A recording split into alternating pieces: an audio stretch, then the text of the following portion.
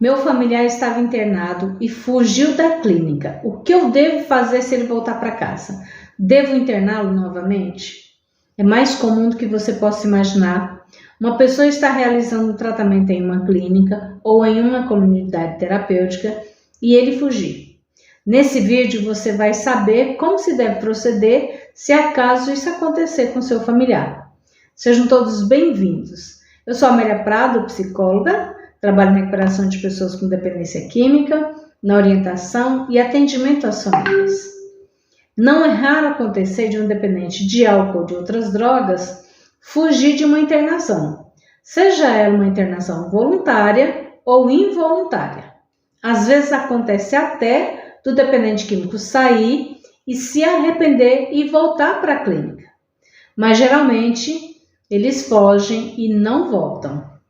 Existe uma variedade de comportamentos e cada um age de uma maneira diferente quando foge. E por que eles fogem? Na grande maioria dos casos, eles fogem porque se encontram na fissura pela droga. Às vezes, eles planejam a fuga e, em alguns casos, eles apenas aproveitam uma oportunidade que aparece no momento em que eles estão na fissura pela droga.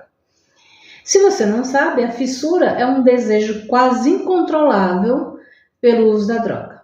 Quando a pessoa que é dependente está na fissura, ela não consegue pensar em nada a não ser na droga e em uma maneira de como ela vai conseguir a droga para fazer o seu uso. Já presenciei casos em que a fuga foi planejada em grupo e foi interrompida porque acabamos sabendo por um dos internos.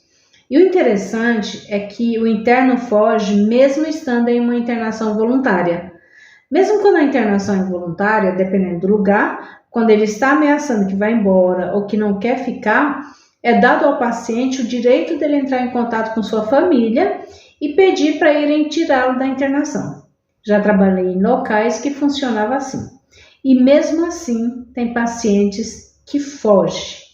Foge mesmo sendo ele quem pediu a internação. Tamanha é a fissura pela substância, que não deixa nem que ele raciocine com clareza.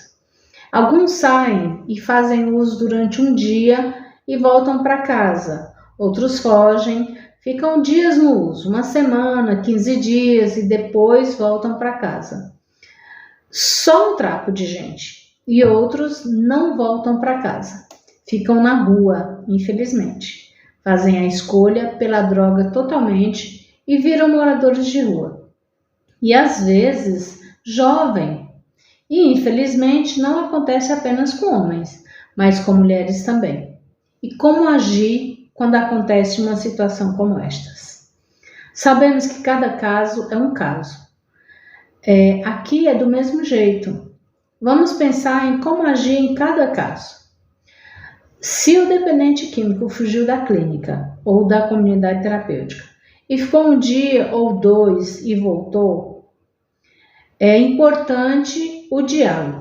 Depois de deixar que ele tome banho, se alimente, descanse e quando ele estiver sóbrio, conversar com ele sobre a sua doença, o seu comportamento de fuga e de uso e colocar para ele escolhas diante da situação em que ele está. Por exemplo, ele pode parar de usar sem ser internado e buscar outras alternativas de tratamento, como a psicoterapia, acompanhamento médico pelo CAPS-AD, participar de grupos de autoajuda, AA ou NA, ou voltar para uma nova internação. Porém, sabemos que tem dependente químico que está numa situação, num estágio da doença, que ele não tem escuta e não aceita nenhuma ajuda. Caso ele não aceite nenhum tipo de ajuda e esteja colocando a vida dele em risco ou de outras pessoas, você pode realizar uma internação involuntária. Você pode pensar, mas ele tentou uma internação em que ele quis e fugiu. Como vai dar certo uma internação involuntária? Não tem como saber quando ele vai passar por uma internação e vai dar certo. Eu já tive pacientes que foi internada em clínicas de alto nível e depois da família não ter mais dinheiro para custear uma clínica de alto padrão, o internou em uma comunidade terapêutica. E ele realizou o tratamento completo, fez a sua ressocialização, finalizou o tratamento com desejo de continuar sóbrio.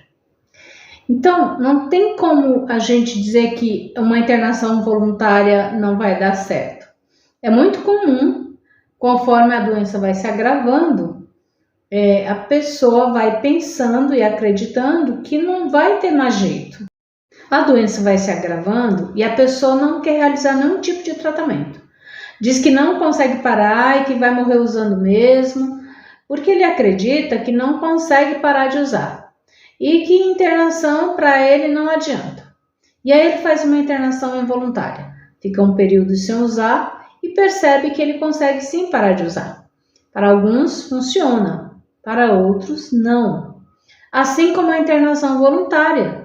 Tem uns dependentes que pedem a internação, fazem 6 meses de internação e quando saem, usam no mesmo dia ou na mesma semana. Não tem como prever o comportamento de nenhum indivíduo. Mas o que fazer quando o dependente químico fica na rua e decide ficar na rua? Alguns fazem essa escolha e nesse caso, você também vai ter que fazer uma escolha. Ou você decide deixá-lo seguir o seu caminho, deixa ele seguir o caminho dele. E aqui eu vou falar de uma situação que eu presenciei. Eu tive um paciente que decidiu morar na Cracolândia e a família deixou ele seguir o caminho dele. E depois de 2 anos, ele saiu da Cracolândia e foi buscar ajuda para realizar um tratamento na instituição onde eu trabalhava na época. Então, ou você deixa ele seguir a escolha dele, ou você realiza uma internação involuntária.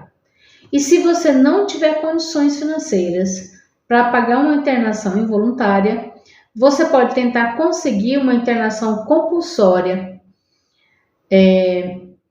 Pode ser até através do CAPS ou do CRAS. Aqui no canal tem um vídeo onde eu falo sobre os tipos de internação: involuntária, voluntária e compulsória.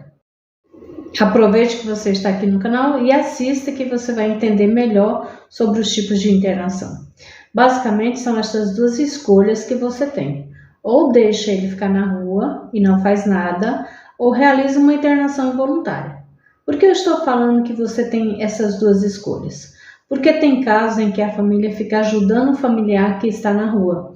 Tem casos até que ele vem buscar comida em casa, toma banho e volta novamente para a rua. E isso vira um ciclo.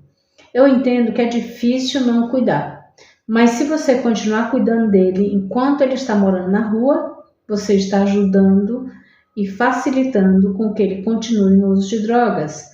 E a doença só vai se agravando, porque o dependente químico ele encontra um ambiente facilitador e ele fica em sua zona de conforto, que é continuar no uso, mesmo a vida dele estando péssima.